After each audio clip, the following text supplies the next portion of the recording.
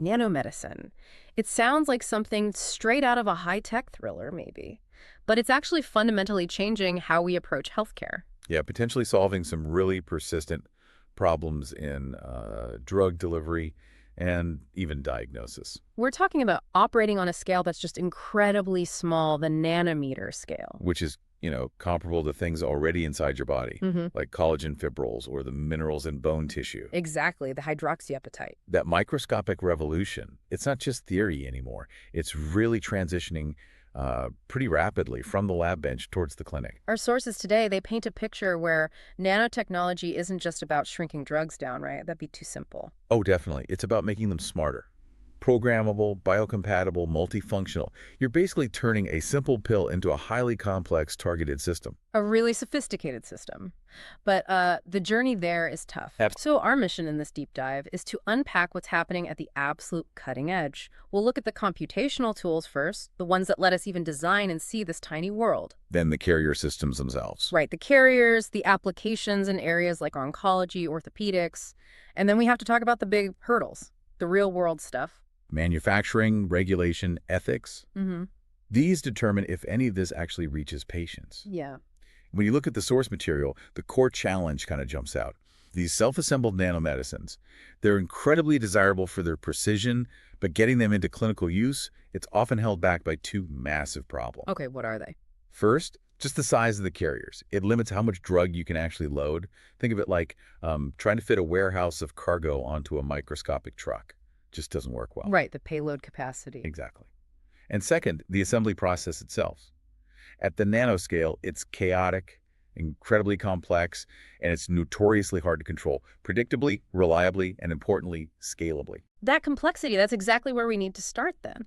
Because if we can't see or reliably predict what's happening down there at the atomic level, well, designing the systems is just guesswork. Pretty much. So let's unpack the essential enabler for this whole field. It's a simulation tool that lets researchers actually watch these tiny, chaotic assemblies happen. We're talking molecular dynamics, or MD simulation. Yeah, this is where computation really, really makes a difference. It tackles that huge micro to macro challenge. Your traditional lab methods, mixing chemicals, even advanced spectroscopy. They tell you the what, maybe? The end result? Exactly. They tell you what the final product looks like, maybe some properties. Yeah. But they just can't give you that step-by-step microscopic picture. You need to understand how the molecules actually organize themselves, how they interact, and ultimately how they self-assemble. And MD simulation provides that. It's like a window into that process. It's an incredibly effective simulation platform for studying and assessing that self-assembly at the nanoscale. And what's really amazing is the time scale. It connects the macro and micro worlds, visualizing the entire assembly process of complex molecules. In runtimes as short as the microsecond level, the sources said, that's incredibly fast for watching molecules interact. It is. It essentially gives researchers a kind of super slow-motion camera right into the heart of these chemical processes. Which is vital for getting beyond just trial and error design, I imagine. Totally. And the sources give us 3 really powerful case studies that show just how indispensable MD has become, starting with engineering better cancer agents. Okay, case study 1. There's a new compound called TFM. Researchers were working on this, aiming for photothermal therapy, and they used MD to look at its intramolecular motions. Yeah, how the atoms inside the molecule twist and move. Yeah. And they used it to build models of its aggregate structures, looking at single molecules and also how they clump together in these larger amorphous clusters. Why was the simulation so critical there? What did it show? Well, it didn't just model it. It revealed the physical structure that actually enabled its function. The simulation confirmed the compound was amorphous, meaning it lacked a defined crystalline shape, and, this is the key part, it possessed a kind of twisted spring structure. A twisted spring structure. Okay, and what does that specific shape do? That geometry is everything. Because of that specific amorphous twisted shape, the TFM nanoparticles ended up having really strong absorption under specific laser light, and critically, an ultra-high photothermal conversion ability. So when light hits that twisted spring, It rapidly converts that light energy into heat, really efficiently. That, plus some efficient generation of reactive oxygen species, made it an ideal candidate for something called photoacoustic-induced photothermal therapy, or PAPTT. so without MD, they might have known it worked, but not why it works so well. Precisely. They wouldn't have understood the mechanism, that specific twisted spring driving that ultra-high efficiency. That's fantastic. The simulation explains the link between shape and function. All right, the second case study. This one highlights how MD helps stabilize and combine drugs that, well, don't normally play well together. Yeah, the chemotherapy drug, hydroxycamptothecin, HECPT, and a photosensitizer called C6. Right, HCPT and C6. And this is a great example of solving a major stability problem. HEPT is potent, it's a good chemo agent, but its structure, specifically its lactone ring, is really unstable. It breaks down easily hydrolysis under even slightly alkaline conditions. And C6, the photosensitizer used in photodynamic therapy, PDT. That has its own big drawback. Very weak targeting. It tends to spread all over the body, not just to the tumor. Okay, so you put them together, you risk the HCPT breaking down and the C6 going everywhere but the target. Not ideal. Not ideal at all. But MD simulation provided the key. Ow. By using MD, and the source mentions the specifics, GROMIS 4.6.3 software, the charm force field, which is like a chemical rulebook, and an NPT ensemble to mimic stable conditions. Okay, the technical details. Right. They analyzed the molecular interactions. They figured out exactly how to get HCPT and C6 to self-assemble together stably. And the result was these co-assembled bifunctional nanoparticles, HCPTC6MPs. Yes, and because that co-assembly worked, guided by the simulation, these new nanorods were highly stable. They also showed good cellular uptake, and most importantly, a significant synergistic tumor treatment effect. Combining the chemo and the light-activated therapy. Exactly. Far better than using either one alone. The simulation literally decoded the interaction mechanism needed to make that stable, synergistic treatment possible. Amazing. Okay, and MD isn't just for complex interactions. It's also used for optimization, like improving drug loading. The third case study. Right, this involved loading 2 anti-cancer drugs. Curcumin, which is interesting because it's an MDR sensitizer. MDR, multi-drug resistance. Yeah, it helps overcome the cancer cell's defenses against chemo. And the other drug was doxorubicin, DOX, a real workhorse chemotherapy drug. And they were loading these onto a novel carrier, a hexagonal amphenylene ethylene system. That's it, a synthetic ring-like molecule, different from the usual linear polymers. So MD was used to study the double transport, loading both curcumin and DOX onto this hexagonal surface. Why load curcumin alongside DOX? Just for the MDR effect. Well, partly that, but they also wanted to see if having curcumin there actually helped load more DOX onto the carrier surface. Did the presence of the sensitizer improve the loading of the main drug? And did it? It did. The simulation clearly showed that the presence of curcumin significantly increased the DOX loading efficiency on that hexagonal surface. So the simulation didn't just confirm it worked, it validated this macrocyclic compound as a potentially superior delivery system in this case. Exactly. Better potential than, say, older carbon nanotube structures for this specific job. Yeah. It gives researchers that confidence, to actually invest time and resources in developing these newer synthetic ring structures. It connects the dots. Computation confirms the design, optimizes the loading, validates the material choice. Powerful stuff. Okay, so we've seen how MD provides the blueprints. Now, the real artistry, maybe, lies in building the vehicles themselves. Let's shift focus to the physical architecture of these nanocarriers, or nanovectors. These are the nanoparticles designed to carry the bioactive molecules, get past biological barriers, and hopefully localize to the target tissues. And the sources highlight 2 main categories, right? Yeah, broadly. First, you have the lipid-based systems, which are really well established, clinically dominant even. And second, this fascinating, diverse world of polymeric and inorganic nanomaterials, many of which offer combined therapeutic and diagnostic functions. Let's start with the lipids then. These are the most clinically established systems we have at the nanometer scale. We're talking liposomes and lipid nanoparticles, LNPs. And this isn't future tech. This is today's medicine. Think of drugs like Doxil. The first FDA-approved liposomal drug, right? Doxorubicin for cancer. That's the one. Or Ambisome for fungal infections. Teposin for meningitis. These are workhorses. Why have they been so successful? Well, they have inherent advantages. They're biocompatible, generally biodegradable, and they're flexible. You can manipulate their size, their internal charge, their surface chemistry pretty effectively. And LNPs, they're made of a complex mix. Oh yeah, it's a sophisticated cocktail. You've got phospholipids like DOPE or DOPC forming the main structure, cholesterol to stabilize it, cationic or ionizable lipids, things like DuoTAP or the famous D-lin MC3-DMA, which are crucial for delivering things like mRNA, and then PEG lipids like DPE-PEG used for that stealth coating. And even with these established systems, computation like MD is still key for refining them. Absolutely. MD simulations, also docking calculations, they're routinely used. They help predict drug loading efficiency, like how exactly does a molecule like curcumin fit into the solid matrix of an LNP. They also help enhance things like the liposome's thermal stability for storage or circulation. But the research also flags up a significant design challenge, something called the pendulation paradox. Ah, yes, the pendulation paradox. It's a really important finding. So, pendulation attaching these chains of polyethylene glycol to the surface of the liposome, it's the standard way to create a stealth effect. And the idea of stealth is what? To protect the drug, make it circulate longer without the body attacking it? Exactly. Protect the drug, increase hydrophobicity, and crucially, kind of trick the body's immune system so the nanocarrier can circulate longer before being cleared out. Hmm. You assume this improves delivery to the target. There's a paradox. But MD simulations reveal this twist.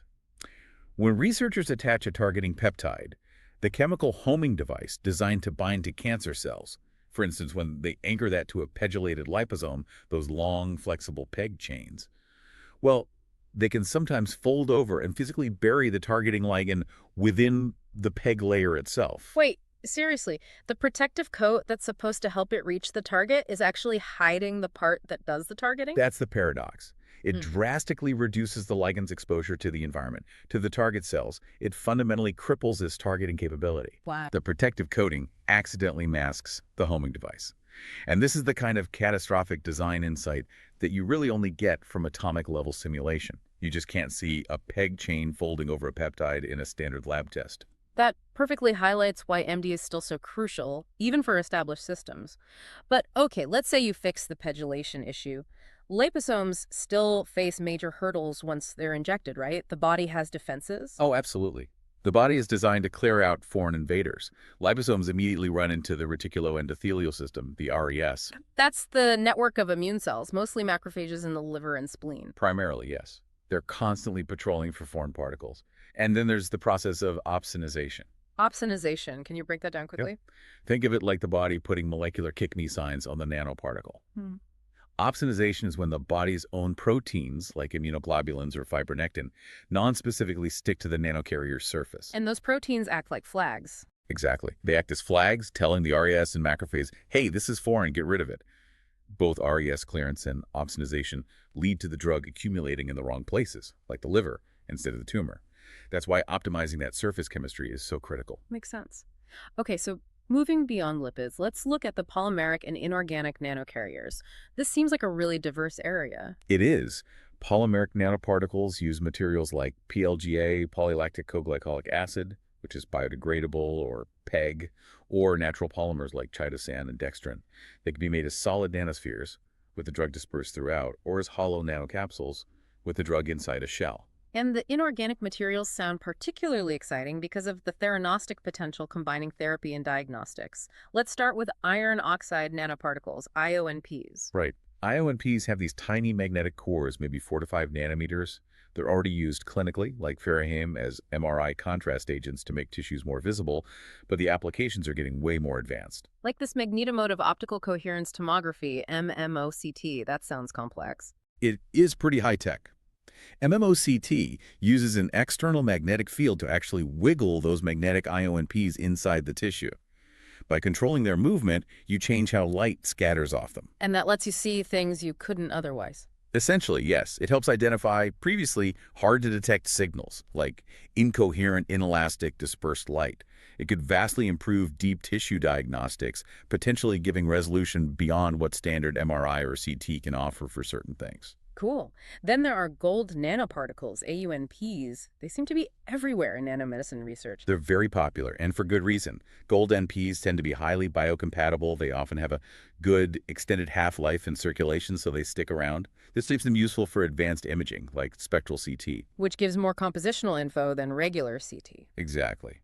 But perhaps their most talked about role is in photothermal therapy. They absorb near-infrared light really efficiently and generate localized heat to basically cook tumors from the inside. And platinum nanoparticles, PTNPs, they have intrinsic effects. Yeah, this is interesting. They seem to have both antioxidant effects, kind of like a cellular cleanup crew, and anti-cancer effects inherently. That dual action sounds really useful. It is, and researchers are looking at functionalizing them, coating them with biocompatible polymers, like PVP, polyvinyl pyrrolidone, to try and enhance their circulation time. That surface modification is key because, like many metals, if they accumulate too quickly in the wrong organs, they can be toxic. Got it. And finally, the carbon-based structures, fullerenes like C60. The buckyballs. Yeah, their unique structure and electrochemical properties make them great for highly sensitive biosensors. The source mentioned detecting urea, for example. And carbon nanotubes, CNTs, the example here showed combining strategies. Right. Functionalized multi-walled CNTs carrying the chemodrug paclitaxel, PTX, but then they also coated them with anti-PSMA antibodies. PSMA is prostate-specific membrane antigen, found on prostate cancer cells. Correct. And adding those antibodies significantly boosted the killing effect on PSMA-positive prostate cancer cells. Why? Because the antibodies acted like a specific delivery address. They guided the CNTs carrying the paclitaxel directly to and likely into the target cancer cells, making the drug delivery much more efficient and effective, potentially at lower overall doses. That dual targeting the drug plus the specific receptor homing, that's a perfect lead into our next section. How this nano-revolution is translating into actual disease treatments, starting with cancer therapy. Yeah, the goal here is really precision medicine, moving away from the sort of carpet bombing approach of traditional chemo. High targeting, how does that happen? Well, through several mechanisms, often working together, the simplest and the one most exploited clinically right now is passive targeting. This relies entirely on the weird structure of tumors themselves, Yeah. the enhanced permeation and retention effect, or EPR. Okay. EPR, remind us how that works. Tumors have leaky blood vessels. Exactly. Solid tumors grow fast, their new blood vessels are often poorly formed and leaky, plus they usually lack good lymphatic drainage, the system that normally clears fluids and particles. So stuff gets in easily but can't get out? Pretty much. Nanovectors, especially things like liposomes in that kind of 300 to 800 nanometer size range, are small enough to leak out of those vessels into the tumor tissue, but too big to be easily cleared by the poor lymphatic drainage. So they just accumulate there passively. A lot of currently approved nanomedicines rely heavily on this effect. But the sources also say EPR isn't always reliable, it's heterogeneous. That's the major limitation. Yes. EPR varies hugely between tumor types, locations, even within the same tumor. It's unpredictable. And that's why active targeting is seen as the next big step, maybe the holy grail. This is where you add the homing device. Right. Chemically attaching specific biological ligands to the nanoparticle surface. Things like antibodies, aptamers, or small molecules that bind selectively to receptors overexpressed on cancer cells, EGFR, CD44, PSMA. There are many targets. And aptamers were mentioned as a real game changer here. They are very promising. Aptamers are synthetic bits of DNA or RNA that fold up to bind targets with high specificity, much like antibodies, but they can be easier and cheaper to make. They're designed using a process called CELEX. And they offer high specificity, even without known biomarkers. That's a key advantage. Something like the SGC8 aptamer can provide excellent targeting, which is really valuable in complex cancers where clear genetic markers might be missing. Okay, passive targeting, active targeting.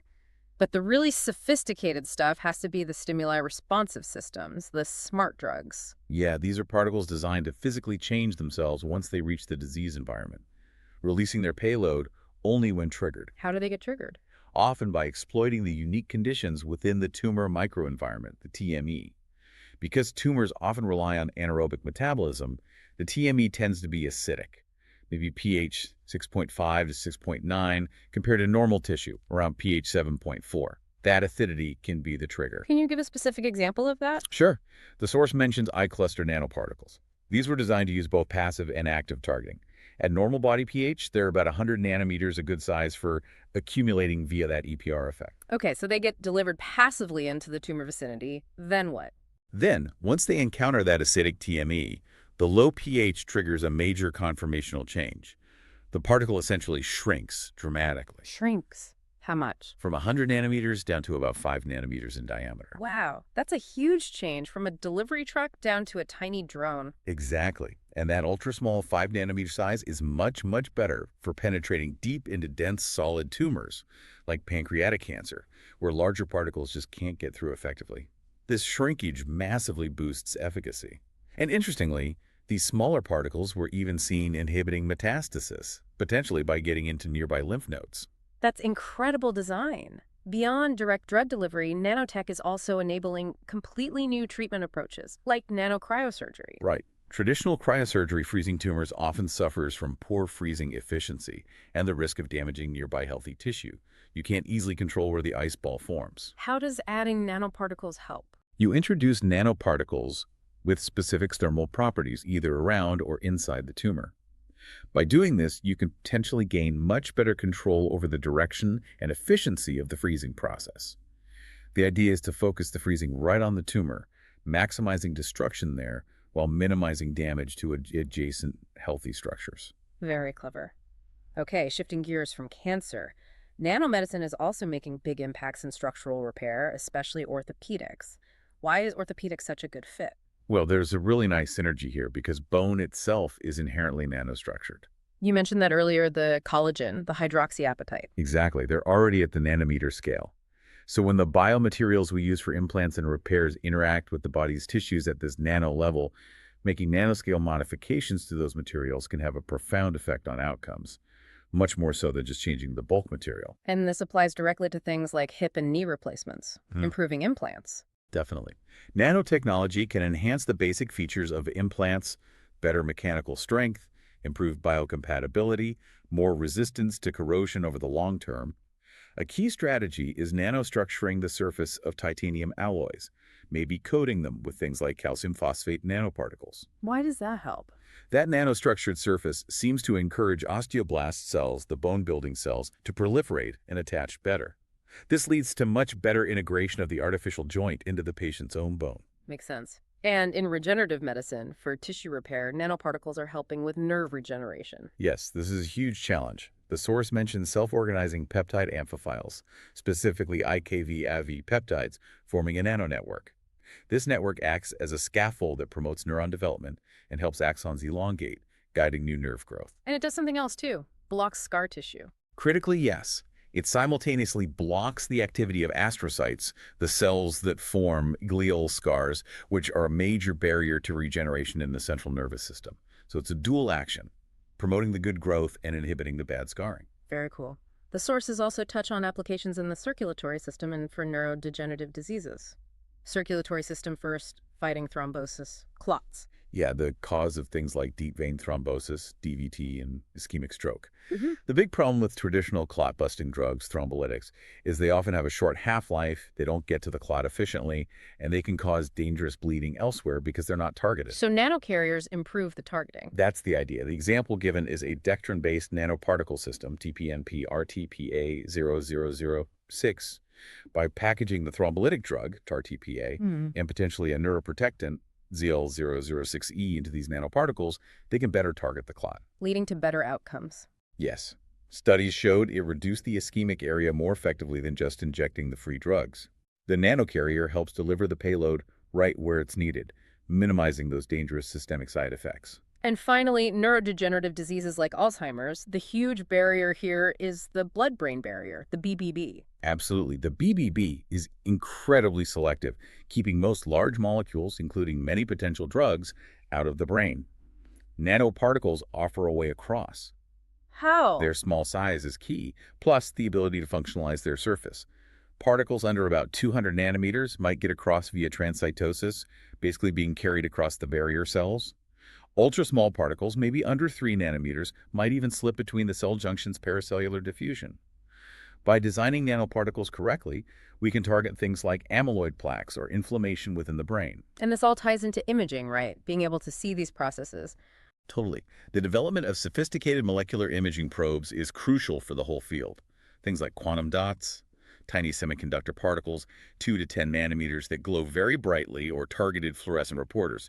These let researchers visualize cellular processes in preclinical models in real time. Like tracking immune cells. Yeah, the example was tracking dendritic cell migration using fluorine-19 MRI.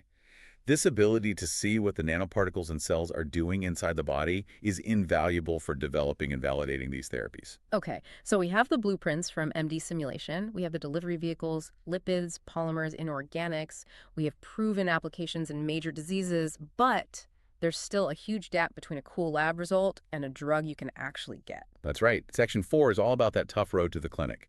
Manufacturing, regulation, ethics, the big practical hurdles. And the first one is just manufacturing scale up. It's a massive, often financial obstacle. It's incredibly difficult and usually very expensive to make these highly precise nanomedicines reliably and cost-effectively at the industrial scale needed for widespread use. Maintaining that uniformity, that precise size control batch after batch, very hard. What are the current standard techniques and their limitations? Well, you have things like nanoprecipitation, good for hydrophobic drugs. You basically dissolve the drug in polymer in a solvent, then mix it rapidly with a non-solvent where it precipitates out as nanoparticles. Spontaneous formation. Okay. Then there's emulsification solvent evaporation, often used for lipothomes. You create an emulsion, then remove the solvent. The issue with many of these older methods is often consistency. You can get a fairly wide distribution of particle sizes, which isn't great for predictable behavior in the body. And predictability is key, especially given what we said about EPR size cutoffs or BBB crossing. A few nanometers matter. Exactly. So future techniques need better control. Like electrospray. Electrospray, or electrohydrodynamic atomization, looks very promising. Instead of using air pressure to make droplets, like in spray drying, it uses a strong electric field. How is using an electric field better? The electrical forces are very uniform and controllable. They can create much finer droplets, and crucially, with a much narrower, more consistent size distribution. Better quality control, better repeatability. So potentially better for industrial production.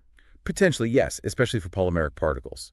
The setup can be simpler, and it's scalable, but adapting it perfectly for every type of nanocarrier, especially complex lipid mixtures, is still an ongoing engineering challenge. Okay, so you managed to manufacture it, then you hit the regulatory wall. The regulatory tightrope, yeah. Bodies like the FDA in the US, the EMA in Europe, they demand incredibly high standards for quality, safety, efficacy, especially things like biocompatibility and immunotoxicity, making sure it doesn't trigger harmful immune reactions. And nanotech makes this even more complex because they often create combination products. That's a key point. Many nanomedicines aren't just a drug. They're a drug plus a delivery device, the nanoparticle itself, maybe even combined with a biologic component. The FDA has specific rules for these combination products. How do they decide how to regulate them? It hinges on the product's primary mode of action. Is its main effect chemical, like a drug, mechanical, like an implant, or biological? If it's primarily delivering a chemical drug, it's regulated mostly as a drug. If it's, say, a nanostructured implant providing mechanical support, it's mostly a device. But it might need input from different parts of the agency. Often, yes, Yeah. which can significantly increase the complexity, the cost, and the time it takes to get approval. And the nanoscale itself brings new safety questions, right? Things that are safe normally might not be safe when they're nano size. That's a fundamental concern. The source material points out examples. Substances totally inert in bulk form can become toxic at the nanoscale. Think carbon nanotubes or fullerenes, if inhaled. Their shape and reactivity can cause lung damage, unlike bulk carbon. So traditional safety tests might not be enough. Exactly. We need to adapt traditional toxicology and develop specific post-market studies to really understand and monitor these unique nanoscale risks over the long term. Okay, hard to make, hard to regulate. Sounds hard to fund, too. Let's look at the investment side. And the venture capital landscape reflects that difficulty. VCs generally are putting their money into nanomedicines that look a lot like conventional drugs, things like targeted drug delivery systems or new imaging agents. Why? Because the path to market is clearer, less risky. Pretty much. They can see a more established regulatory path, a clearer reimbursement potential. But the really transformative stuff like regenerative nanomedicines, Those struggle for funding. Why is that area particularly tough for VCs? it boils down to cost and complexity, especially for cell-based therapies using nanoparticles. Manufacturing cells under the required good manufacturing practice, or GMP conditions, is exponentially more expensive than making chemical drugs. GMP means sterile clean rooms, specialized equipment, expensive cell culture media. Exactly. High purity growth factors, constant quality control. It all adds up. And this huge manufacturing cost creates massive uncertainty about reimbursement. Will insurance companies or government payers actually cover this super expensive but potentially curative therapy? If they can't prove it's significantly better long-term to justify the price. Then it might not get covered, or only used as a last resort.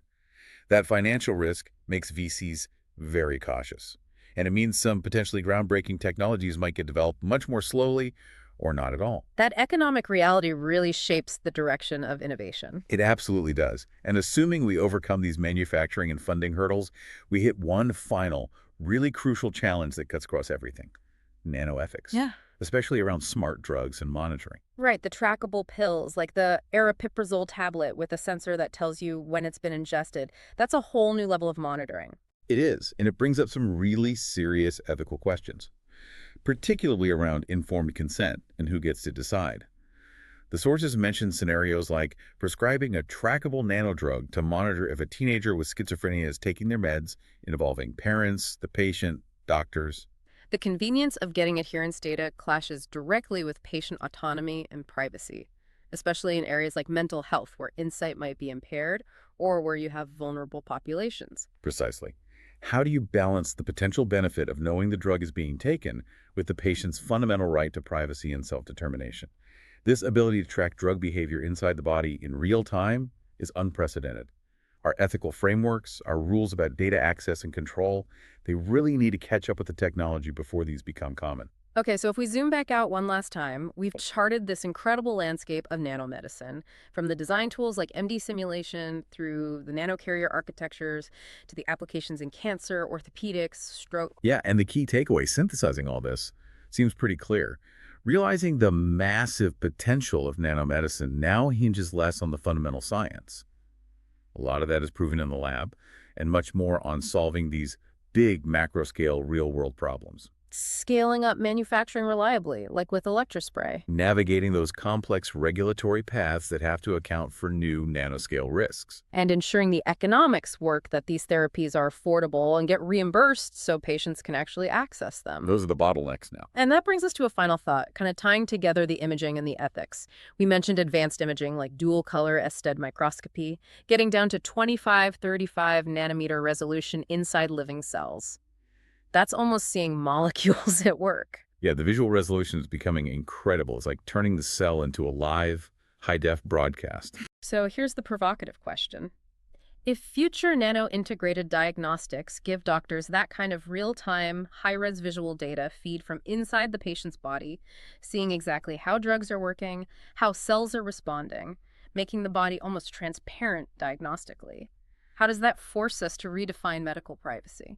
Especially if that data can be monitored remotely, like the smart pills. Right. How do we redefine surveillance, and what does truly informed consent look like when the level of insight becomes that profound? That's the frontier we seem to be heading towards, where medical progress itself demands a whole new set of rules.